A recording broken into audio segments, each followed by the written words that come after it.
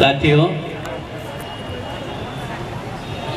मैं सोच रहा था कि अगर लाल बहादुर शास्त्री जी की आत्मा कहाँ होगी, वो आज महसूस कर रही होगी कि इस घाट का नाम शास्त्री घाट रखना सार्थक हो गया।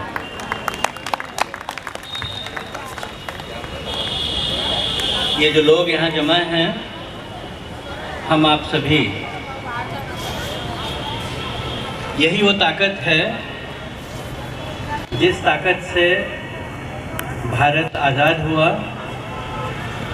जिस ताकत से भारत बना और आगे भी इसी ताकत से भारत बनेगा।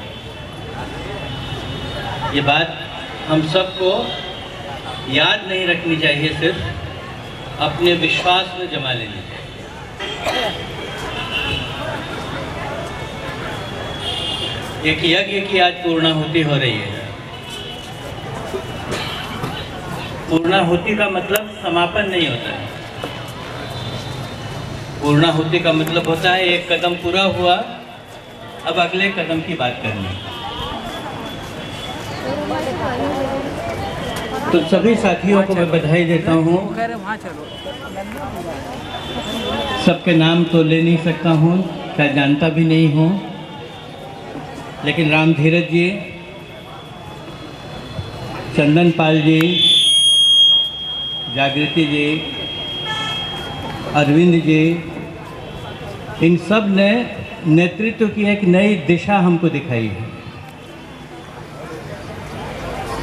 ये संघर्ष जो चल रहा है, तो जहाँ से शुरू हुआ और अभी जहाँ पहुँचा है, ये हम लोगों के लिए एक नए तरह के नेतृत्व को सीखने का काम है। मुझसे अगर आप पूछेंगे तो मैं कहूँगा कि गांधी की यही विरासत है।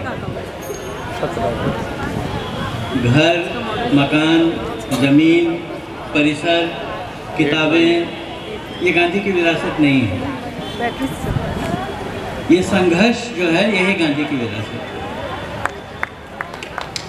इस विरासत को अगर हमने संभाल लिया तो जगहें फिर बन जाएंगी, परिसर फिर बस जाएगा, मकान फिर बन जाएंगे। लेकिन अगर ये संघर्ष की विरासत हमारे हाथ से छूट गई तो मकान रहकर भी मकान नहीं होगा, परिसर बन के भी परिसर नहीं होगा। ये विरासत है जो संभालनी है, जिसको पहचानना है, जिसको संभालने की कोशिश करनी है।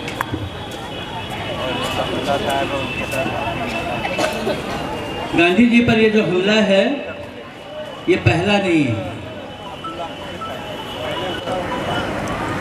30 जनवरी 1948 को जब हमने उनको गोली मारी, उससे पहले तक सारे जीवन इस आदमी पर लगातार हमले होते रहे।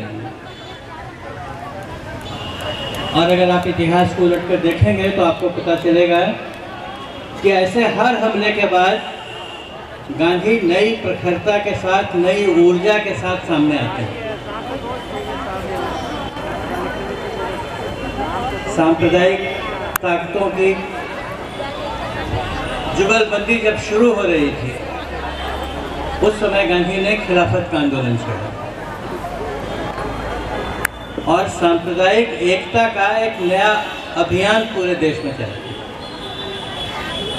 खिलाफत आंदोलन सही अर्थों में, सही दृष्टि से समझने की जरूरत है। वो बुनियादी तौर पर सांप्रदायिकता के सद्भाव को, सांप्रदायिक सद्भाव को बनाने और मजबूत करने का आंदोलन है। और उसने जितने बड़े पैमाने पर हिंदू मुसलमानों के नेतृत्व को एक मंच पर लाकर खड़ा किया, उतना बड़ा काम इससे पहले नहीं हुआ।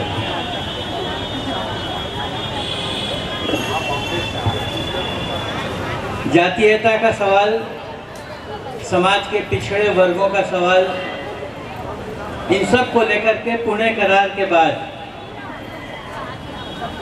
गांधी जी हरिजन यात्रा पर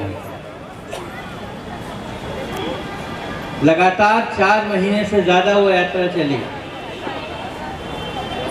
और उस यात्रा ने